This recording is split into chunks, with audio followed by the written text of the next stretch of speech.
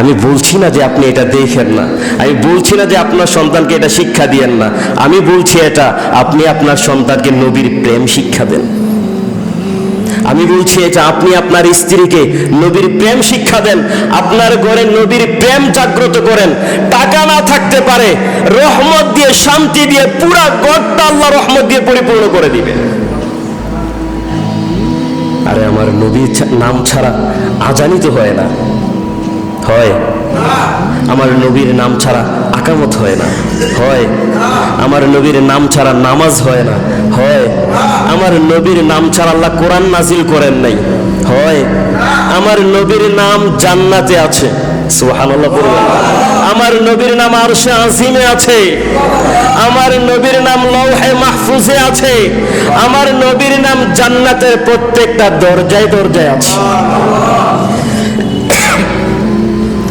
যে নবীকে আমার আল্লাহ এত পছন্দ করেন, ওই নবীর প্রেমটা যদি একটু অন্তরে রাখতে পারেন, আমার মাওলা আমার আল্লাহ তার নবীকে যতটা পছন্দ করেন, নবীর সাথে মিলাইয়া আল্লাহ রাব্বুল আলামিন আমাদেরকেও মাফ করে দিবেন। কিন্তু প্রত্যেকটা ব্যক্তির মুখের মধ্যে, শরীরের মধ্যে একটা দাগ থাকবে। কি থাকবে? কিন্তু আমার নবীর উম্মত যারা, ওরা জাহান্নামে যাবে, জাহান্নামে যাওয়ার পরে যখন জান্নাতে আসবে, আমার নবীর কোন উম্মতের কোন চেহারায়, কোন শরীরে একটাও দাগ থাকবে না। ব্যক্তি যখন জাহান্নামের মধ্যে ঢুকবে, মুখের মধ্যে আগুন নাই, জাহান্নামের ফেরেশতা ডাক দিয়ে বলবে, মালিক ফেরেশতা বলবে, তার মুখের মধ্যে আগুন কেন দেওয়া হয় না? সবার মুখে তো আগুন জ্বলতেছে। কয় কিভাবে মুখের মধ্যে আগুন দেব? নবীর সুন্নত তো তার কপালের মধ্যে, মুখের মধ্যে ছিল। আরেকজনের হাতের মধ্যে আগুন নাই, মালিক ফেরেশতা ডাক দিয়ে বলবে, হাতের মধ্যে শাস্তি কেন দিচ্ছ না? কই কি করে দেব? উযু করার সময় নবীর সুন্নত অনুযায়ী হাতটাকে ধুয়েছিল। সুবহানাল্লাহ। অনেকের দেখা যাবে পায়ের মধ্যে আগুন নাই, মালিক ফেরেশতা বলবে, ফেরেশতা আল্লাহর পক্ষ থেকে আদেশ হয়েছে শাস্তি দিতে হবে, তার পা কেন খালি? কই কি করে দেব? হাঁটার সময় নবীর সুন্নতকে অনুসরণ করে করে হেঁটেছিল। জাহান্নামে গেলেও আমার নবীর উম্মত, জাহান্নামেও তার মর্যাদা আছে। আল্লাহ রাব্বুল আলামিন মুসা নবীকে বলে, মুসা আমিও চাইছিলাম, ফেরেশতা পাঠাইছিলাম তাকে আঘাত করি, ফেরেশতা আসছিল তাকে শাস্তি দিবে, কিন্তু ফেরেশতারা যখন তার কাছে গেছে তখন তার কথা পরিবর্তন করে ফেলছে। আমাকে ডাক দিয়ে বলছে, আল্লাহ আমার কাপড়টা কিন্তু মুসা নবীর মতো। সুবহানাল্লাহ বলবেন না? আল্লাহ এতদিন পর্যন্ত যা করার করছি, মুসা নবীরে ভেঙাইছি, কিন্তু আমার মাথায় যে কাপড়টা আছে, এই কাপড়টা কিন্তু মুসা নবীর মতো। ওই নবীকে আপনি যেভাবে বাঁচাইছেন, ওই নবীর উসিলা দিয়ে দোয়া করতেছে, আল্লাহ আপনি আমাকে বাঁচায়া দেন। কই মুসা আমি কি করে তোমার মতো একজন ব্যক্তিকে আমি শাস্তি দিতে পারি? মুসা নবীর মতো হওয়ার কারণে যদি 5,47,000 মানুষের মধ্যে আল্লাহ একজন বাঁচাইতে পারে, মুসা নবীর থেকে তো আমার নবীর মর্যাদা হাজার হাজার লক্ষ কোটি গুণে বেশি। ওই নবীর সামান্য একটা চুল পরিমাণও যদি আমাদের জীবনের সাথে সাজাতে পারি, কিচ্ছু লাগবে না, একটা চুল পরিমাণ সুন্নাত জান্নাতে নেওয়ার জন্য যথেষ্ট হয়ে যাবে। তার পেয়ারা নবী, আখিরি নবী হযরত মুহাম্মদ মুস্তাফা সাল্লাল্লাহু আলাইহি ওয়াসাল্লাম, তাকে কি শান দিয়েছেন, কি মর্যাদা দিয়েছেন, কি ইলম দিয়েছেন, সেই সব বিষয়ে আল্লাহ রাব্বুল আলামিন তিনি তার বান্দাদেরকে তালাশ করার জন্য তিনি বলেছেন। পৃথিবীতে যত নবী রাসূল আগমন করেছেন, সমস্ত নবী রাসূলগণ আল্লাহর পক্ষ থেকে যেই সহিফা পেয়েছে, যেই কিতাব পেয়েছে, ওই কিতাবকে অনুসরণ করার জন্য শুধুমাত্র ওই সহিফা অথবা কিতাবের মধ্যে বলা হয়েছে। পূর্বের এমন কোনো কিতাব নাই, এমন কোনো সহিফা নাই যে সহিফার মধ্যে এই কথা বলা হয়েছে যে মুসা নবীর কাছে এই কিতাব পাঠানো হয়েছে, এই কিতাবটা তোমরা অনুসরণ করো এবং সাথে সাথে মুসা নবীরকেও তোমরা অনুসরণ করো, এরকম কথা বলা হয় নাই।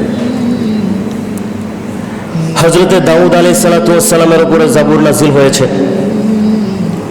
ওই জাবুরের মধ্যে এমন কোনো কথা নাই যে তোমরা হযরতে দাউদ নবীকে অনুসরণ করো, তার মধ্যে ভালো কিছু আছে।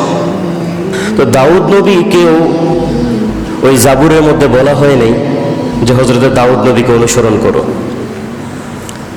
পৃথিবীতে যত সহিফা নাজিল হয়েছে, কোন সহিফার মধ্যে ওই নবীকে অনুসরণ করার মতো এমন কোনো কথা বলা হয় নাই। শুধুমাত্র, কেবলমাত্র, একমাত্র আল্লাহ রাব্বুল আলামিন বিশ্বনবীর উপরে যে কিতাব নাজিল করেছেন, কিতাবকে অনুসরণ করার কথাও বলেছেন, সাথে সাথে বিশ্বনবীকেও অনুসরণ করার কথা বলেছেন। আর একটু জোরে বলেন না সুবহানাল্লাহ। আমার নবীর আদর্শ, আমার নবীর চলাফেরা, আমার নবীর কথাবার্তা, আমার নবীর লেনদেন, উত্তম চরিত্র গোটা পৃথিবীর মানুষকে আজ অব্দি পর্যন্ত পাগল করে ফেলেছে। সুবহানাল্লাহ। আমার নবীর ব্যবহারগুলি নিয়ে গবেষকরা এখনো গবেষণা করতেছে। সুবহানাল্লাহ। লেখকরা এখনো আমার নবীর ইতিহাস নিয়ে, জীবনী নিয়ে এখনো তারা লিখতেছে। দার্শনিকরা আমার নবীর গোটা জীবনীকে নিয়ে গবেষণা করতেছে। সুবহানাল্লাহ। কিয়ামত পর্যন্ত এই কলমের কালি শেষ হতে পারে, কিন্তু আমার নবীর উত্তম চরিত্র কলমের কালির মাধ্যমে লিখে শেষ করা যাবে। দার্শনিকরা গবেষণা করতে পারবে আমার নবীর গোটা জীবনী নিয়ে, তাদের জীবন শেষ হয়ে যাবে, একটা সময় পৃথিবী শুদ্ধ শেষ হয়ে যাবে, কিন্তু আমার নবীর আদর্শ কতটা উত্তম ছিল তা কেউ বলে শেষ করতে পারবে না। আল্লাহ রাব্বুল আলামিন বলছেন, ওয়া ইন্নাকা লাআলা খুলুকিন আযীম। নবী, আমি আপনাকে খুলুকে আযীম, খুলুকে আযীম, উত্তম মহান চরিত্রের অধিকারী বানিয়েছি। কতটা উত্তম! অনেক দূর থেকে কিছু অমুসলিম আসলেন মদিনাতে, তখন বিশ্বনবী কোথায়? একটু কথা বলেন।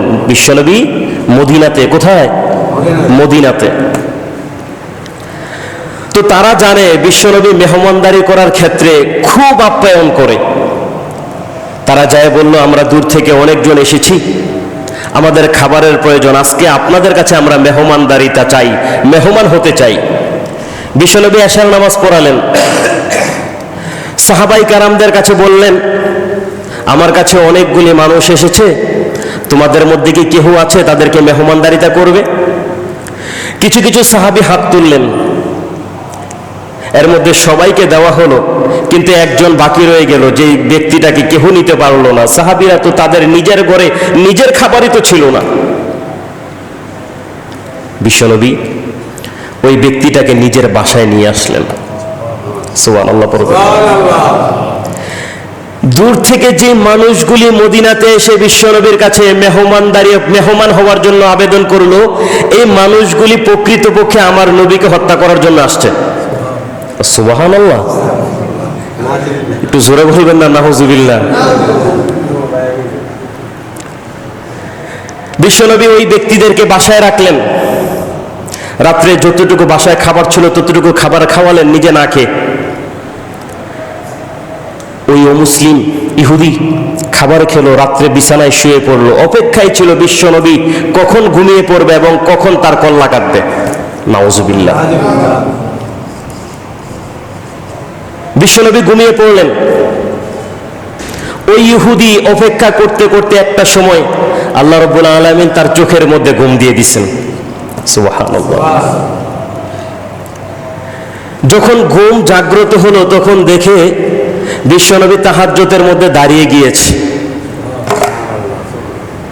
বেচারা চিন্তা করলো, কি করা যায়, হত্যা তো আজকে করতে পারি নাই, আরো একদিন থাকতে হবে এই বাড়িতে, মেহমানদারি তার কাছ থেকে যেভাবেই হোক আদায় করতে হবে। এরকম সময় পেটে প্রচন্ড চাপ ধরেছে, কোনো কুল কিনারা না পেয়ে ওই বিছানার মধ্যেই নোংরা করে ফেলেছে।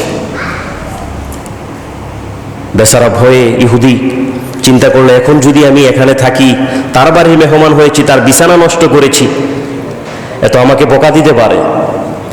ওই রাত্রিবেলায় যখনও আলো আসে নাই তখনই বিশ্বনবীর ঘর থেকে বাহির হয়ে হাঁটা শুরু করেছে। তদানীন্তন সময়ের মানুষদের কাছে যেই ছুরি থাকতো, ওই ছুরি প্রত্যেকটা মানুষের ব্যক্তিত্ব বহন করত। অর্ধেক রাস্তা যাওয়ার পরে তার মাথায় ঢুকলো, আমি তো ছুরিটা নিয়ে আসি নাই, আমার ব্যক্তিত্ব তো ওই জায়গায় রেখে আসছি। আকাম যা করার না হয়ে করছি, অন্তত নিজের ব্যক্তিত্ব তো ধরে রাখা লাগবে। বেচারা আস্তে আস্তে কুয়ার কাছে আসলেন। এসে দেখেন ওই রাতের আধারে বিশ্বনবী তাহাজ্জুদ নামাজ পড়ে তার খোঁজ খবর নেওয়ার জন্য ঘরের মধ্যে যখন আসলেন, ব্যক্তিকে পান নাই। ঘর থেকে দুর্গন্ধ আসে। আমার নবী তার নুরানি হাত দিয়ে ঘর থেকে বাহির হয়ে পানি দিয়ে তার ময়লাটা পরিষ্কার করতেছে। আর একটু জোরে পড়েন না সুবহানাল্লাহ। আমার বাড়ির মেহমান খুঁজে যদি আমার কাছ থেকে কেউ দাওয়াত নিত আর এই আকাম যদি করত, বলেন তো 14 গোষ্ঠী না 16 গোষ্ঠী উদ্ধার করে ছাড়তাম। কিন্তু ওই দূর থেকে ইহুদি তাকায়া বিশ্বনবীর এই অবস্থা দেখে তার ব্রেন খুলে গেল, কাকে হত্যা করতে আসছি। এত উত্তম চরিত্রের অধিকারী ব্যক্তি, যার ব্যাপারে না জেনে না শুনে হত্যা করতে আসছি, এরকম একটা ব্যক্তিকে, যে ব্যক্তি আমার ময়লা নিজের হাতে পরিষ্কার করতেছে। সুবহানাল্লাহ। এত উত্তম চরিত্রের অধিকারী বিশ্বনবী। বিশ্বনবীর প্রেমে শুধুমাত্র মুসলমানরা পাগল হয়েছে এরকম নয়। আপনাদেরকে গত টানা 3 জুমায় হযরত ইউসুফ নবীর ঘটনা শুনিয়েছি। আমার নবীর ব্যাপারে শুধুমাত্র মুসলমানরা নয়, গোটা পৃথিবীর অমুসলিম যারা আছে প্রত্যেকেই আমার নবীর চরিত্রের ব্যাপারে পাগল ছিল। রোম, পারস্য, তদানীন্তন সময়ে তাদের বাদশাগুলি আমার নবীর চরিত্রকে তারা অনুসরণ করতে। একটা মানুষ কি করে মক্কার ছোট্ট একটা জায়গায় জন্মগ্রহণ করে মক্কা থেকে বিতাড়িত হয়ে মদিনায় এসে গোটা পৃথিবীতে রাজত্ব করতেছে, কোন কারণে? তারা চিন্তা করতে করতে, গবেষণা করতে করতে একটা সময় যায় পেল, আসলেই ওই মুহাম্মদের কাছে যেই জিনিসটা সবচেয়ে পাওয়ারফুল, সেটা হলো বিশ্বনবীর আদর্শ, বিশ্বনবীর চরিত্র। তার কথার ধরন, তার চলাফেরার ধরন, তার হাঁটার ধরন, শত্রুদের সাথে তার কথা বলার চাহনি। সুবহানাল্লাহ। আর একটু জোরে পড়েন না সুবহানাল্লাহ। যুদ্ধের ময়দানে এক ইহুদি বিশ্বনবীর গলার মধ্যে ছুরি ধরবে অবস্থায় বিশ্বনবী দাঁড়িয়ে দেখে আছে। যখন ছুরি দিয়ে আঘাত করবে, ইহুদি বলতেছে, বলো তো তুমি যে এক আল্লাহর কথা বলো, এখন তো আমি তোমাকে হত্যা করব, তোমাকে বাঁচাবে কে? বিশ্বনবী বললেন, আমাকে যে আল্লাহ সৃষ্টি করেছেন ওই আল্লাহই আমাকে বাঁচাবে। কিছুক্ষণ পরে বিশ্বনবী ওই ইহুদির গলার মধ্যে ছুরি ধরলেন এবং তাকে বললেন যে এবার বলো তো তোমাকে কে বাঁচাবে? ওই ইহুদি লাজবাব হয়ে গেল। তিনি বললেন যে না, আমাকে বাঁচানোর মতো কেউ নাই। বিশ্বনবী ছেড়ে দিলেন, যাও তোমাকে মাফ করে দিলাম। সুবহানাল্লাহ। আমার শরীরে একটা ফুলের টোকাও যদি কেউ খারাপ ভাবে দেয়, তার 14 গোষ্ঠী উদ্ধার করে ছাড়ি। বিশ্বনবীকে হত্যা করার জন্য গলার কাছে ছুরি নিয়ে আসছে, বিশ্বনবী সুযোগ পেয়েছে, হত্যা করে নেয়, মাফ করে দিয়েছে। এই উত্তম ব্যবহার দেখে ইহুদি বলল, নবী আর বিরুদ্ধে যুদ্ধ করতে যাই না, এখনই আপনার হাতে কালিমা পড়ে মুসলমান হয়ে যেতে চাই। বিশ্বনবী কালিমা পড়াইয়া দিলেন, মুসলমান হলেন। ওই যুদ্ধের মধ্যেই ওই ব্যক্তি শহীদ হয়ে মারা গেছে। সুবহানাল্লাহ। আমার ভাইয়েরা, বিশ্বনবী মুহাম্মদুর রাসূলুল্লাহ সাল্লাল্লাহু আলাইহি ওয়াসাল্লাম তার কাছ থেকে সাহাবায়ে কেরামরা চরিত্র দেখে দেখে তারাও তাদের নিজেদের জীবনটাকে বিশ্বনবীর মতো সাজিয়েছে। সুবহানাল্লাহ। বিশ্বনবী মুহাম্মদুর রাসূলুল্লাহ সাল্লাল্লাহু আলাইহি ওয়াসাল্লাম সাহাবায়ে কেরামদের প্রত্যেকটা কাজের ব্যাপারে তিনি সাহাবায়ে কেরামদেরকে জানান দিতেন। কোন একজন সাহাবী যদি তার চলাফেরার মধ্যে কখনো ভুল হয়ে যেত, বিশ্বনবী ওই সাহাবীর ওই ব্যবহারটাকে সাথে সাথে সুন্দর কথার মাধ্যমে, সুন্দর ব্যবহারের মাধ্যমে ওই সাহাবীর ব্যবহারটা পরিবর্তন করে দিতেন। সুবহানাল্লাহ। সাহাবায়ে কেরামরা সব সময় নিজেরা শহীদ হওয়ার জন্য আল্লাহর কাছে দোয়া করতেন। মনের সব সময় তামান্না ছিল, দুনিয়ার মধ্যে বয়স্ক হয়ে রোগে পড়ে ঘরের বিছানায় দুঃখে দুঃখে বার্ধক্য হয়ে মৃত্যুবরণ করার থেকে যুবক অবস্থায় আল্লাহর দ্বীনকে কায়েম করার জন্য যুদ্ধের ময়দানে যায় শহীদ হয়ে যাওয়া হাজার গুণে উত্তম। সাহাবাই কারাম সব সময় তাদের অন্তরের মধ্যে তামান্না ছিল, শহীদি তামান্না। সুবহানাল্লাহ। মাঝে মাঝে ওই সাহাবাই কারামদেরকে অমুসলিমরা জিজ্ঞাসা করতেন, জানতে চাইতেন, তোমাদের মধ্যে এমন কোন পাওয়ারের কারণে তোমরা এখনো যুবক আছো, শহীদ হওয়ার জন্য তোমরা এত কেন মরিয়া হয়ে পড়েছো? ওই সাহাবাই কেরামরা ও মুসলিমদেরকে জানাতেন, যুদ্ধের ময়দানে শহীদ হলে আল্লাহ রাব্বুল আলামিন পরকালে বিনা হিসাবে তার জান্নাতের মেহমান বানায়া দিবেন। সুবহানাল্লাহ। এই কারণে আমাদের মনের বড় তামান্না, দুনিয়া থেকে যদি শহীদ হয়ে যেতে পারি, হাসরের ময়দানে আমার কোনো ভুলের ব্যাপারে আল্লাহ হিসাব নিবেন না। শুধুমাত্র এই একটা কারণে আমরা সবাই শহীদ হওয়ার জন্য আমাদের মনে তামান্না, আকাঙ্ক্ষা। একজন মুসলিম এই কথাটা সাহাবাই কারামদের কাছ থেকে শোনার পরে বিশ্বনবীর কাছে দৌড়ায় আসলেন। এমন সময় বিশ্বনবী যুদ্ধ করার জন্য সাহাবাই কারামদেরকে ডাকলেন। সাহাবাই কারামদেরকে বললেন, যুদ্ধের ময়দানে যেতে হবে, ইহুদিরা আমাদের কাছে আসছে মদিনাকে আক্রমণ করার জন্য। আমরা সবাই যদি মদিনার মধ্যে থাকি, মদিনার উপরে আক্রমণ করে ফেলবে, আমরা মদিনার মধ্যে আক্রমণ করার কোনো সুযোগ দেব না। আমরা মদিনা থেকে বাহির হয়ে যেতে চাই। আমার সাথে তোমরা কারা কারা যুদ্ধ করতে চাও, আমার সাথে তোমরা চলে আসো। সাহাবাই কেরামরা এক এক করে বিশ্বনবীর ওই দলের সাথে শামিল হচ্ছে। ওদিক থেকে ওই যে অমুসলিম শাহাদাতের কথা শুনে বিশ্বনবীর সামনে হাজির হলেন। বিশ্বনবীর কাছে জানতে চাইলেন, ইয়া রাসূলুল্লাহ, আপনার সাহাবীদের কাছ থেকে শুনেছি কোন ব্যক্তি যদি শহীদ হয়ে যায়, আল্লাহ রাব্বুল আলামিন ওই ব্যক্তিটার কোনো হিসাব নেন না, বিনা হিসাবে জান্নাত দিয়ে দেন। আমার মনে বড় তামান্না, অনেক ধর্মের ব্যাপারে আমি যাচাই করেছি, যতগুলি ধর্ম আমাদের আশেপাশে ছিল প্রত্যেকটা ধর্মের ব্যাপারে আমি গান রেখি, কিন্তু আমার কাছে কোনো ধর্মকেই মন থেকে টানে না যে আমি ওই ধর্মের মধ্যে যাই। শহীদের ব্যাপারে শোনার পরে আমার মন বলে, এই ধর্মের মধ্যে যদি আমি আসতে পারি, অবশ্যই অবশ্যই আমি হক ধর্মের মধ্যে চলে আসবো। সুবহানাল্লাহ। বিশ্বনবী ওই অমুসলিমকে বললেন, যুদ্ধে যাওয়ার জন্য আমরা প্রস্তুতি হচ্ছি, তোমার মন যদি সত্যিকার অর্থেই বলে মুসলমান ধর্ম হক ধর্ম। ওই মুসলিম বললেন, ইয়া রাসূলুল্লাহ, আমার মন স্বীকৃতি দিয়েই ফেলেছে, আপনার হাতে কালিমা পড়ে আমি মুসলমান হতে চাই। বিশ্বনবী ওই সময় ওই ব্যক্তিটাকে কালিমা পড়ে মুসলমান বানায়া দিলেন। আর একটু জোরে পড়েন না সুবহানাল্লাহ।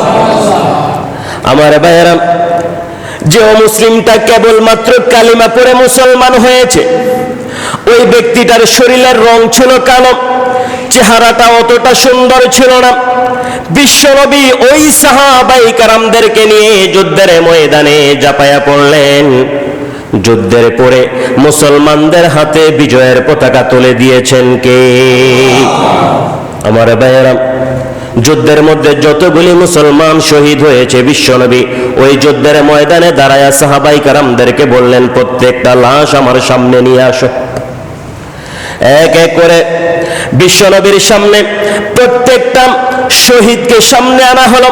বিশ্বনবী সাহাবাই কেরামদেরকে বললেন, ও সাহাবীরা, যুদ্ধে আসার সময় যেই কালো ব্যক্তিটা আমার হাতে কালিমা পড়ে মুসলমান হয়েছে, ওই ব্যক্তিটাকে তো আমি দেখতে পাচ্ছি না। বিশ্বনবী সাহাবাই কেরামদেরকে আবার পাঠালেন, যুদ্ধের ময়দানে দেখে আস। ওই ব্যক্তিটা যুদ্ধের ময়দানে, সাহাবাই কেরামরা আবার যুদ্ধের ময়দানে গেলেন। যুদ্ধের ময়দানের প্রত্যেকটা মাঠ তন্ন তন্ন করে খোঁজে। একটা ময়দানের মধ্যে, ময়দানের একটা কর্নারের মধ্যে ওই কালো সাহাবীটার শরীর খণ্ড বিখণ্ড হয়ে আছে। বিশ্বনবীর কাছে ওই লাশটা বিশ্বনবীর সামনে আনা হলো। বিশ্বনবী ওই সাহাবীটাকে দেখলেন। ওই সাহাবীকে দেখে বিশ্বনবী সাহাবাই কেরামদের কাছে জানতে চাইলেন, ও সাহাবীরা, আমি যুদ্ধে আসার সময় এই কালো মানুষটা কালিমা পড়ে মুসলমান হয়েছে, জীবনে এক ওয়াক্ত নামাজ পড়ে নাই, একটা দিন রোজা রাখে নাই, যাকাত দেওয়ার মতো একটা টাকাও কোনোদিন দেয় নাই, শুধুমাত্র কালিমা পড়ে মুসলমান হয়ে যুদ্ধের ময়দানে গিয়েছে। এই ব্যক্তিটার ব্যাপারে তোমাদের মতামত কি? সাহাবায়ে কেরামরা বললেন, আল্লাহ এবং আল্লাহর রাসূল ভালো জানে। বিশ্বনবী সাল্লাল্লাহু আলাইহি ওয়াসাল্লাম সাহাবায়ে কেরামদের সামনে মাথা উঁচু করে আসমানের দিকে তাকালেন। আসমানের দিকে তাকায়া বিশ্বনবী বললেন, ও সাহাবীরা, আমি তাকায়া দেখতে পাচ্ছি আসমান থেকে জমিন পর্যন্ত জান্নাতের প্রত্যেকটা ফেরেশতা এই কালো মানুষটার রূহটা নেওয়ার জন্য উপস্থিত হয়ে গিয়েছে। বিশ্বনবী মুহাম্মদুর রাসূলুল্লাহ সাল্লাল্লাহু আলাইহি ওয়াসাল্লাম সাহাবায়ে কেরামদের কাছে জানান দিলেন, ও সাহাবীরা, তার অন্তরের মধ্যে শহীদ হওয়ার জন্য এত বেশি তামান্না ছিল, জীবনে এক ওয়াক্ত নামাজ পড়ে নাই, একটা দিন রোজাও রাখে নাই, শুধুমাত্র আল্লাহর দিনকে ভালোবেসে কালিমা পড়ে মুসলমান হয়ে শহীদ হওয়ার কারণে অতীতের যত গুনাহ আছে প্রত্যেকটা গুনাহ একজন মাফ করে দিয়েছেন। তিনি কে? আমার ভাইয়েরা, মানুষের চেহারা সুন্দর হলে উত্তম চরিত্রের অধিকারী হয় না। কোন মানুষকে যদি দেখতে চাকচিক্য দেখা যায়, তার কথাবার্তা যে সুন্দর হবে বিষয়টা এমন নয়। ওই সাহাবীর দিকে তাকায়া দেখেন, তার চেহারা সুন্দর ছিল না, শরীরের রংটাও সুন্দর ছিল না, তার মনটা বড় ভালো ছিল, এত চমৎকার হৃদয়ের অধিকারী ছিল। আল্লাহ রাব্বুল আলামিন তার উপরে খুশি হয়ে বিশ্বনবীর মাধ্যমে তার জান্নাতের ঘোষণা দিয়ে দিয়েছেন। সুবহানাল্লাহ। বিশ্বনবী সাল্লাল্লাহু আলাইহি ওয়াসাল্লাম ওই যুদ্ধের ময়দানে ওই সাহাবীর লাশটা হাতে নিলেন, তিনি নিজে কবরে রাখলেন। সাহাবায়ে কেরামদেরকে বললেন, সাহাবীরা, আমার এই উম্মতকে আল্লাহ রাব্বুল আলামিন এত বেশি পছন্দ করে নিয়েছেন, এই ব্যক্তিটা হাসরের ময়দানে প্রথমেই যারা জান্নাতের মধ্যে যাবে তাদের সাথে আমার এই সাহাবীটাকেও শামিল করে দিবেন। আর একটু জোরে পড়েন না সুবহানাল্লাহ। বিশ্বনবী সাল্লাল্লাহু আলাইহি ওয়াসাল্লামের ব্যবহার দেখে, তার কথাবার্তার ধরন দেখে একজন অমুসলিম প্রেমে পড়ে গিয়েছে। বিশ্বনবীকে দেখে, তার চেহারা দেখে বিশ্বনবীর হাতে হাত রেখে কালিমা পড়ে মুসলমান হয়েছে। নামাজ লাগে নাই, রোজাও রাখা লাগে নাই, যাকাতও দেওয়া লাগে নাই, বিনা হিসাবে জান্নাতে চলে গেছে। ওই ব্যক্তি জান্নাতে যাওয়ার পিছনে কারণ কি? শহীদ তো হয়েছে। শহীদি তামান্না কেন এসেছে? বিশ্বনবীর উত্তম চরিত্র দেখে ওই ব্যক্তি প্রেমে পড়ে গিয়েছে। আর একটু জোরে পড়বেন না সুবহানাল্লাহ। এই নবীর প্রেম, নবীর প্রেম কোন উম্মতের অন্তরের মধ্যে যদি থাকে আর কিচ্ছু লাগবে না। এই একটা প্রেমই যথেষ্ট হবে আল্লাহর জান্নাতে যাওয়ার জন্য। এত আস্তে বললেন সুবহানাল্লাহ। আমাদের ভিতরে এখন নবী প্রেম নাই, নবী প্রেম নাই বললেই চলে। কে বলতে পারবেন? মুখে বললে তো আমি বিশ্বাস করব না। কে বলতে পারবেন নবীকে মোহাব্বত করে ভালোবেসে দোকান থেকে নবীর প্রেমের একটা বই এনে আপনি আপনার স্ত্রীকে দিয়েছেন, মেয়েকে দিয়েছেন? মুখে মুখে তো প্রেম সবাই করতে জানে। কে বলতে পারবেন? হাত তোলেন, আমি দেখি। যে হুজুর বাজারে গিয়েছি, নবীর নামটা দেখে একটা বই দেখেছি, নবীর প্রেম অন্তরে জাগ্রত হয়েছে, নবীর প্রেম আমার স্ত্রীর অন্তরের মধ্যে ঢুকাবো, আমার ছেলে মেয়ের অন্তরের মধ্যে ঢুকাবো, ওই চিন্তা করে নবীর প্রেমের বইটা এনে গড়ে রেখেছি। কে বলতে পারবেন বলেন? বলতে পারবেন না, কেউ বলতে পারবেন না। অথচ আমরা প্রেম শিখাচ্ছি বর্তমান সময়ে আর্জেন্টিনা, ব্রাজিল, স্পেন, পর্তুগাল। খেলা দেখেন। এইসব বিষয় নিয়ে আমি বললেও লাভ হবে না, মানা করলেও দেখা কেউ ছাড়বে না, সবাই দেখবে। নিজের চোখে দেখেছি, সন্তানকে নিয়ে যাচ্ছে, কয় বাবা কোন দলের জার্সিটা কিনবা বলো। সন্তানকে আপনি জার্সি শিখাচ্ছেন। আমি বলছি না যে আপনি দেখেন না, কারণ আমি মৌলবী সাহেব বললে ও হুজুর কত কথাই কয়, এত কথা কানে দিয়া লাভ নাই। কিন্তু আপনি আপনার নবীর প্রেমটা নিয়ে আপনার কোন সন্তানকে নবীর প্রেমের শিক্ষাটা দিয়েছেন বলেন? আপনি কোন দিন আপনার ঘরে গিয়ে আপনার স্ত্রীকে বলেছেন, স্ত্রী ঘর আমার, আমি সংসার চালাচ্ছি, টাকা আমি দিচ্ছি, আমার কথায় পরিবার চলবে, নবীর প্রেম আমার ঘরে থাকবে? কে বলতে পারবে? না, বলতে পারবেন না, কেউ বলতে পারবে না। মুখে মুখে সবাই বলতে পারে, কারণ এত তো টাকা খরচ হয় না, কষ্ট হয় না, পরিশ্রম হয় না, মুখে অনেক কিছু বলা যায়। বিশ্বাস করেন, নবীর প্রেম যদি আপনি আপনার সন্তানকে শিক্ষা দিতে পারেন, শেষ বয়সে আর যা হোক, কোটি টাকার গাড়িতে যদি না চলতে পারেন, কোটি টাকার বাড়িতে যদি না থাকতে পারেন, ভিআইপি খাবারটা হয়তো না খাইতে পারেন, আপনি আপনার সন্তানকে যদি নবীর প্রেমটা শিক্ষা দিতে পারেন, কসম খোদার বলছি, অন্তত বৃদ্ধাশ্রমে থাকতে হবে না। কারণ নবীর প্রেম শিক্ষা দেয় বাবাকে কিভাবে শেষ বয়সে তার সেবা করতে হয়। নবীর প্রেম শিক্ষা দেয় শেষ বয়সে মার কিভাবে সেবা করতে হয়। নবীর প্রেম শিক্ষা দেয় মুরব্বীদের সাথে কেমন ভাবে কথা বলতে হয়। আপনি বর্তমান সময়ে খেলা শিখাচ্ছেন নেইমার, মেসি, হুজুর এই নামগুলা কোথায় জানছেন? আমি তো আসমানে থাকি না, এই জমিনেই থাকি। এদের কাম কি? ফুটবল কি করে? ফুটবল কি করে? আপনি এমন চরিত্র শিখাচ্ছেন ছোটবেলা থেকে, যেটার কাজ হচ্ছে লাথি মারা, বড় হইলে আপনার পায়ে চুমু দিবে। কথা বলতেছেন না? বড় হলে আপনার পায়ে চুমু দিবে। আপনি ছোটবেলা যে শিক্ষা দিচ্ছেন, বড় হলে তো তাই করবে। আমি বলছি না যে আপনি এটা দেখেন না, আমি বলছি না যে আপনার সন্তানকে এটা শিক্ষা দিয়েন না, আমি বলছি এটা আপনি আপনার সন্তানকে নবীর প্রেম শিক্ষা দেন। আমি বলছি এটা আপনি আপনার স্ত্রীকে নবীর প্রেম শিক্ষা দেন, আপনার ঘরে নবীর প্রেম জাগ্রত করেন। টাকা না থাকতে পারে, রহমত দিয়ে, শান্তি দিয়ে পুরা ঘরটা আল্লাহ রহমত দিয়ে পরিপূর্ণ করে দিবে। আরে আমার নবীর নাম ছাড়া আজানই তো হয় না, হয়?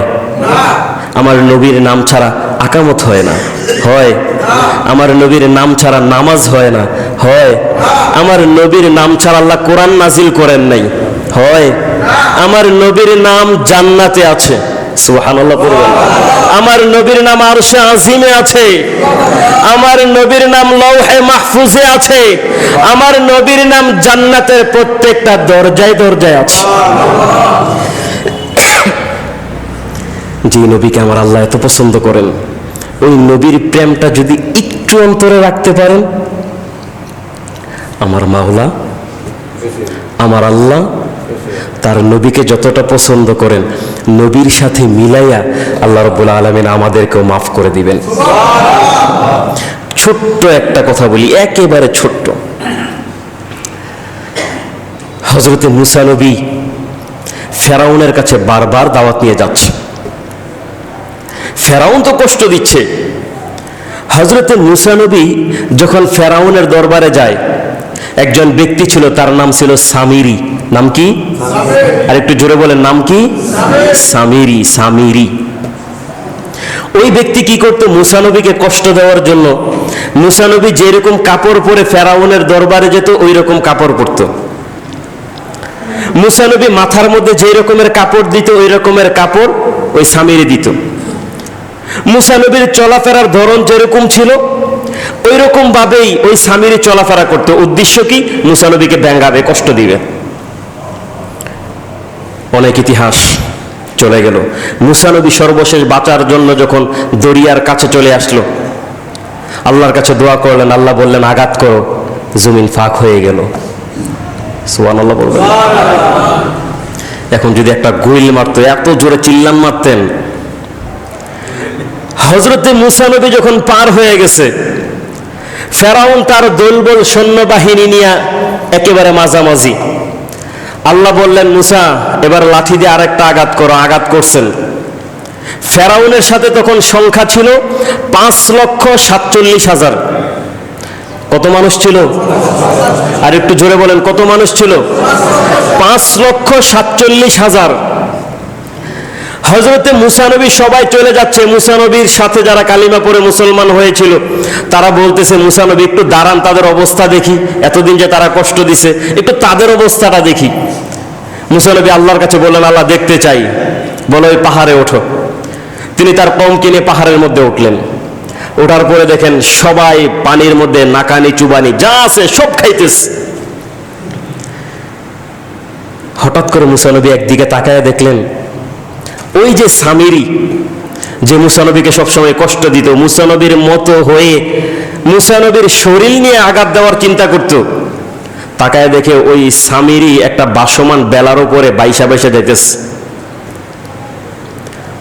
মুসা নবী আল্লাহকে বলতেছেন, আল্লাহ সবচাইতে বেশি ফেরাউন তো কষ্ট দিচ্ছে ঠিক আছে, এই সামিরিও তো আমাকে অনেক কষ্ট দিছে, আমার শরীরের কাপড় চোপড় নিয়ে ও তো বাইচা যাইতেছে।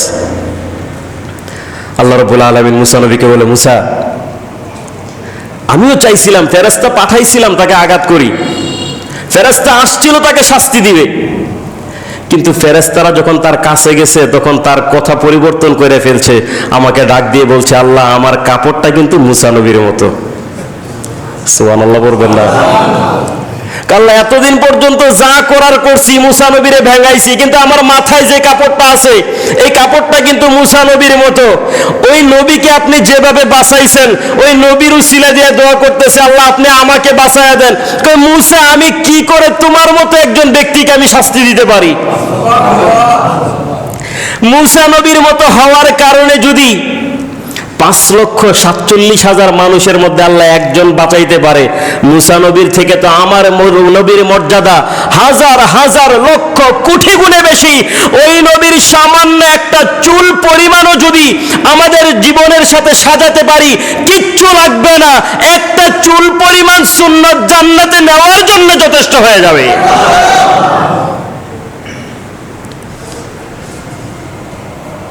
জাহান্নামের মধ্যে যারা যাবে ইমানদার ব্যক্তিরা, তারা তাদের গুনার কারণে শাস্তি পেয়ে জান্নাতের মধ্যে আবার যাবে, কিন্তু প্রত্যেকটা ব্যক্তির মুখের মধ্যে শরীরের মধ্যে একটা দাগ থাকবে। কি থাকবে? কিন্তু আমার নবীর উম্মত যারা, ওরা জাহান্নামে যাবে, জাহান্নামে যাওয়ার পরে যখন জান্নাতে আসবে আমার নবীর কোন উম্মতের কোন চেহারায় কোন শরীরে একটাও দাগ থাকবে না। ব্যক্তি যখন জাহান্নামের মধ্যে ঢুকবে মুখের মধ্যে আগুন নাই, জাহান্নামের ফেরেশতা ডাক দিয়ে বলবে, মালিক ফেরেশতা বলবে তার মুখের মধ্যে আগুন কেন দেওয়া হয় না, সবার মুখে তো আগুন জ্বলতেছে। কয় কিভাবে মুখের মধ্যে আগুন দেব, নবীর সুন্নত তো তার কপালের মধ্যে মুখের মধ্যে ছিল। আরেকজনের হাতের মধ্যে আগুন নাই, মালিক ফেরেশতা ডাক দিয়ে বলবে হাতের মধ্যে শাস্তি কেন দিচ্ছ না? কই কি করে দেব, উযু করার সময় নবীর সুন্নত অনুযায়ী হাতটাকে ধুয়েছিল। সুবহানাল্লাহ। অনেকের দেখা যাবে পায়ের মধ্যে আগুন নাই, মালিক ফেরেশতা বলবে ফেরেশতা আল্লাহর পক্ষ থেকে আদেশ হয়েছে শাস্তি দিতে হবে, তার পা কেন খালি? কই কি করে দেব, হাঁটার সময় নবীর সুন্নতকে অনুসরণ করে করে হেঁটেছিল। জাহান্নামে গেলেও আমার নবীর উম্মত, জাহান্নামেও তার মর্যাদা আছে। সুবহানাল্লাহ। ওই ইহুদি মসজিদে নববী থেকে যখন বাহির হয়ে যায় তার মাথার মধ্যে চিন্তা ঢুকতে লাগলো, আমাদের কোনো ইবাদত খানার মধ্যে যদি কোনো মুসলমান প্রস্রাব করতে এত সহজে তো আমরা তাকে ছেড়ে দিতাম না, তাকে হত্যা করতাম অথবা আঘাত করতাম, তাকে শাস্তি দিতাম। বিশ্বনবী মুহাম্মদুর রাসূলুল্লাহ সাল্লাল্লাহু আলাইহি ওয়াসাল্লাম তার কোনো একটাও তো করেন নাই। সুন্দর করে বুঝাইয়া দিলেন। বিশ্বনবীর এত চমৎকার ব্যবহার দেখে ওই ইহুদি প্রেমে পাগল হয়ে মদিনা থেকে বাহির হয়ে মক্কায় চলে আসলেন। সুবহানাল্লাহ। মক্কার চতুর্দিকে ঘুরে ঘুরে আর মানুষদেরকে বলে, মানুষ মুহাম্মদকে তোমরা চিনতে পারো নাই, এই মুহাম্মদকে তোমরা মক্কা থেকে তাড়িয়ে দিয়েছো, আমি মদিনায় যায়া দেখে এসেছি তার ব্যবহার কত চমৎকার, তার কথাবার্তা কত চমৎকার, তার আশেপাশে যে মানুষগুলি থাকে তাকে উত্তম রূপে কতটা ভালোবাসে। আমি যে অন্যায় কাজটা করেছি শুধুমাত্র একবার যদি বলতো, আবু বকর আমার গলাকে কেটে ফেলতো। আমি দেখেছি এই মক্কার সবচাইতে শক্তি ব্যক্তি হযরত ওমর ওই জায়গার মধ্যে বসা ছিল। ওই মুহাম্মদ যদি একবার হযরত ওমরকে আদেশ করত, মুহূর্তের মধ্যে আমার কল্লাকে আলাদা করে ফেলতো। সোনার মানুষ তোমরা চিনতে পারো নাই, হৃদয়ের ব্যক্তি মানুষ তোমরা চিনতে পারো নাই, দুনিয়ার সবচাইতে উত্তম মানুষকে তোমরা চিনতে পারো নাই। মক্কা থেকে তোমরা তাড়িয়ে দিয়েছো, তোমরা রহমত থেকে তোমরা বঞ্চিত হয়ে গিয়েছো। কে কে চাও ওই মুহাম্মদের কাছে তোমরা যেতে চাও? এমন করে করে মক্কার প্রত্যেকটা অলিতে গলিতে ঘুরে ঘুরে মানুষদের কাছে এই কথাগুলি বলে মানুষগুলি একটা সময় বিশ্বনবীর কথাগুলি চিন্তা করে তারাও অন্তর থেকে বিশ্বনবীকে ভালোবাসা শুরু করেছে। ওই মানুষগুলির অন্তরের মধ্যে চিন্তা হলো, আহারে এত ভালো মানুষকে আমরা মক্কায় ধরে রাখতে পারি নাই, চলো আমরা মদিনায় চলে যাই। কিছুদিন পরে ওই ব্যক্তিটা বিশ্বনবীর দরবারে হাজির হওয়ার জন্য এবার মসজিদে নববীর ভিতরে আর প্রবেশ করতেছে না, বাহিরে দাঁড়ায় আছে। সাহাবায়ে কেরামরা বিশ্বনবীর কাছে বললেন, ইয়া রাসূলুল্লাহ, আজ থেকে কিছু মাস পূর্বে যেই ব্যক্তিটা মসজিদে নববীর মধ্যে প্রস্রাব করেছিল, ওই মানুষটা নববীর সামনে দাঁড়িয়ে আছে, আপনার সাথে কথা বলতে চায়। সুবহানাল্লাহ। ব্যক্তিটা মসজিদে নববীর ভিতরে ঢুকলেন, ঢোকা মাত্র বিশ্বনবীর হাতটা ধরলেন, আগের ব্যবহারের জন্য ক্ষমা চাইলেন, বিশ্বনবীর কাছে বললেন, ইয়া রাসূলুল্লাহ, আপনার মতো এত উত্তম চরিত্রের মানুষ আমরা চিনতে পারি নাই। এর আগের বার যখন আমি মদিনাতে এসেছিলাম, আমার অন্তরের মধ্যে ক্রোধ নিয়ে, ঘৃণা নিয়ে আপনার দরবারে হাজির হয়েছিলাম। আজকে আমার অন্তরের মধ্যে কোনো ক্রোধ নাই, কোনো ঘৃণাও নাই। আমি একা আসি নাই, মক্কা থেকে 300 মানুষকে নিয়ে আপনার সামনে উপস্থিত হয়েছি। বিশ্বনবী ওই ব্যক্তির কাছে জানতে চাইলেন, 300 মানুষকে নিয়ে কেন এসেছো? কই মানুষগুলির কাছে ইসলামের সৌন্দর্য তুলে ধরেছি, তারা সবাই আপনার হাতে হাত রেখে কালিমা পড়ে মুসলমান হতে চায়। বিশ্বনবী ওই মানুষগুলির সামনে গেলেন, সবাইকে কালিমা পড়ে মুসলমান ধর্মের মধ্যে তাদেরকে দাবিত করে দিলেন। বিশ্বনবী তখন দাঁড়ায়া দোয়া করেছিলেন, আল্লাহ, এই মানুষগুলিকে আপনি প্রত্যেকটা মানুষকে আপনার জান্নাতের মেহমান হিসাবে কবুল করে নেন। আমার ভাইয়েরা, যে ব্যক্তিগুলি একটা সময় বিশ্বনবীর সাথে বেয়াদবি করেছিল, কিন্তু একটা সময় যাওয়ার পরে মানুষগুলি বিশ্বনবীর ব্যবহারে প্রেমে পাগল হয়ে গিয়েছে। বিশ্বনবীর ব্যবহারে দেখে, বিশ্বনবীর উত্তম চরিত্র দেখে মানুষগুলি বিশ্বনবীর প্রেমে পাগল হয়ে যে মানুষগুলি ইসলাম ধর্মের মধ্যে চলে এসেছিল, প্রত্যেকটা মানুষ সোনার মানুষ হয়েছে। প্রত্যেকটা মানুষ দুনিয়ায় থাকা অবস্থায় আল্লাহ রাব্বুল আলামিন তার জান্নাতের তালিকায় ওই মানুষগুলির নামগুলি তুলে দিয়েছে। নবীর প্রেমে পাগল হয়েছে, নবীর প্রেমে আত্মহারা হয়েছে। নবীকে যারা পছন্দ করেছে তারা দুনিয়াতে যেমন সম্মানিত হয়েছে, পরকালেও তারা সম্মানিত হবে। ওই নবীর প্রেম আমাদের অন্তরের মধ্যে জায়গা দিব তো? আর একটু জোরে বলেন, জায়গা দেব তো? যদি চাই, এই যে আজকে জুমার পরে আপনি ঘরে যান, আপনি আপনার স্ত্রীর কাছে নবীর প্রেমের একটা কথা বলেন, নবীর আদর্শের একটা কথা আপনি আপনার স্ত্রীর কাছে তুলে ধরেন, আপনি আপনার ছেলের কাছে তুলে ধরেন, আপনি আপনার মেয়ের কাছে তুলে ধরেন, আপনি আপনার ঘরটাকে নবীর প্রেম দিয়ে সাজান, কিচ্ছু লাগবে না। সন্তানকে নিয়ে চিন্তায় পেরেশানি হতে হবে না। আপনার সন্তান আপনার মাথা উঁচু করবে, আপনার সন্তান আপনার সম্মান বাড়াবে নবীর প্রেমের কারণে, আপনার মর্যাদা বাড়াবে, আপনাকে সম্মানিত করবে, আপনার খেদমত করবে। সর্বোচ্চটা আপনার জন্য আপনার সন্তান বিলাইয়া দিবে, শুধুমাত্র আপনি যদি আপনার সন্তানকে নবীর প্রেম দিতে পারেন। আপনি যদি আপনার সন্তানের কাছে নবীর আদর্শগুলি যদি তুলে ধরতে পারেন, কিচ্ছু লাগবে না। এই ছোট্ট একটা জিনিস যথেষ্ট হয়ে যাবে, আপনার গোটা ঘরটা রহমত দিয়ে পরিপূর্ণ হয়ে যাবে। পারবো তো ইনশাল্লাহ? জোরে বলেন, পারবো তো ইনশাল্লাহ? আচ্ছা, একটু চিন্তা করে দেখেন তো, এই দুনিয়া কি আমাদের শেষ? বরঞ্চ এই দুনিয়া আমরা যা করতেছি, আপনি বাজারে গেলেন, বাজার খরচ যা করলেন, বাড়িতে আপনি খাবেন, ঘর থেকে আপনি বাহির হতে পারবেন না। করোনার সময় লকডাউন হয়ে গিয়েছে, ঘর থেকে বাহির হওয়া যায় না। বাজার আপনি একদিনের করে আনছেন, কিন্তু থাকতে হবে 7 দিন। ঘরের বাহিরে পুলিশ ঘুরতেছে, বাহির হওয়ার কোনো সুযোগ নাই। বলেন তো আপনি আরামে থাকতে পারবেন?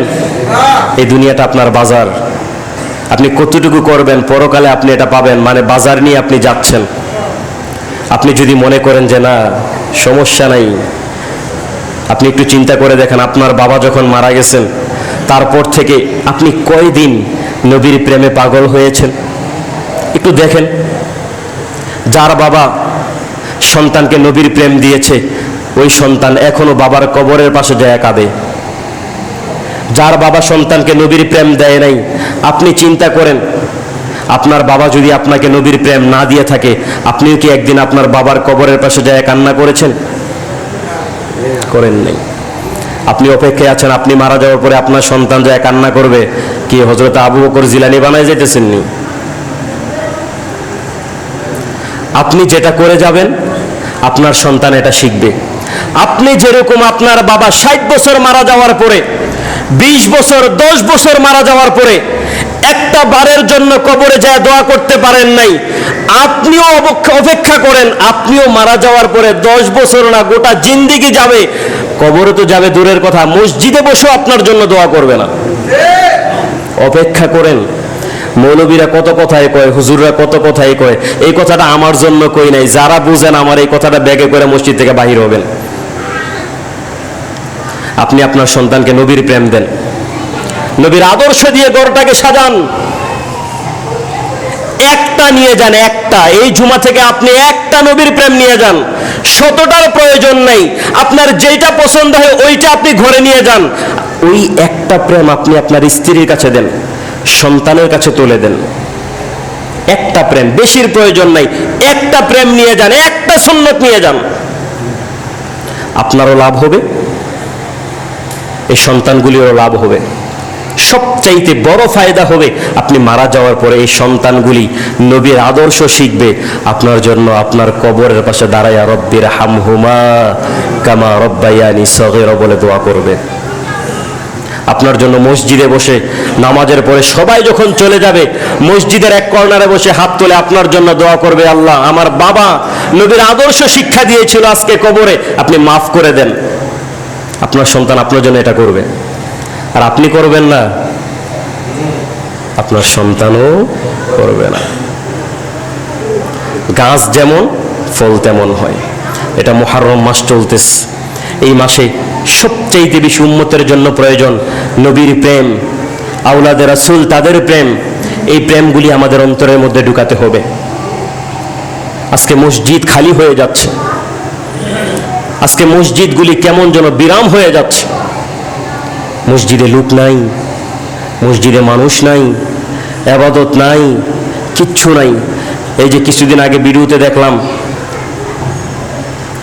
শেষ সময়ে খেলা হয়েছিল 4টার দিকে, কোথায় যেন ডেফোডিল ইউনিভার্সিটিতে। হাজার হাজার ছেলে মেয়েরা দাঁড়ায় দাঁড়ায় দেখলো মসজিদে নামাজ হচ্ছে, কেউ নামাজের মধ্যে আসলো না।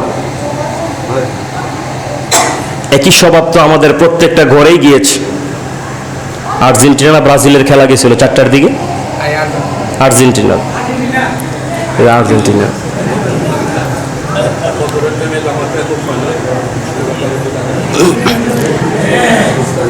আপনারা মেহেরবানি করে মসজিদে আসেন।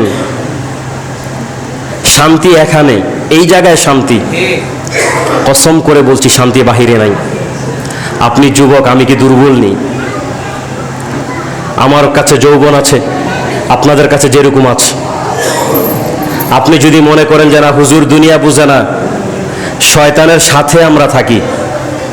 আপনার কাছে যদি একটা থাকে, আমাদের কাছে থাকে 10টা। কোরআনে হাফেজদের সাথে আরো বেশি। একটা শয়তান আপনাকে যতটুকু জ্ঞান দেয়, 10টা শয়তান কিন্তু তার থেকে বেশি দেয়। প্রতিনিয়ত আমরা এদের সাথে থাকি। পৃথিবী আপনার থেকে আমাদের চোখ দিয়ে ভালো করে দেখেছি। এই পৃথিবী আপনারা যতটুকু দেখেন, যুবক তোমরা যারা বলো হুজুর আপনি দুনিয়ার কি বুঝেন, বুঝি, সব বুঝি, বুঝাই এই জায়গার মধ্যে আসছি, কারণ শান্তি এখানে। সহজভাবে বলি, আপনি একটা জায়গায় ঘুরতে গেলেন, খুব আনন্দ করলেন, নাচ গান করলেন, বাড়িতে আসলেন, আনন্দ আছে না গেছে? শুধু গেছে তো এরকম না, যাওয়ার আগে যে আনন্দ ছিল ওইটাও তো গেছে। ওই যে আনন্দ এখন বাড়িতে এসে যে পাইতেছেন না, মনের মধ্যে একটা দুঃখ খুব আছে। কিন্তু আপনি নামাজ পড়ে মসজিদ থেকে বাহির হন, এখানেও যেরকম শান্তি, বাহিরেও এরকম শান্তি। আর আপনার ছোট্ট বাচ্চাটা শিখবে। আমি অবাক হয়ে যাই, একটা ছেলে আছে মসজিদে খুব শয়তানি করে, সবাই খুব ধমক দেয়, এই বাচ্চাটাকে আমি দেখি ফজরের সময় মসজিদে আস, তাকে যারা ধমক দেয় শয়তানি করবে না, ওদেরকে আমি মসজিদে পাই না। হয়তো আসে একদিন, 2 দিন, সপ্তাহে, ওই বাচ্চা একদিন শয়তানি করে এমন ধমক মারে, আমি অবাক হই, এই ছোট বাচ্চাটাকেই ফজরের সময় দেখা যায়।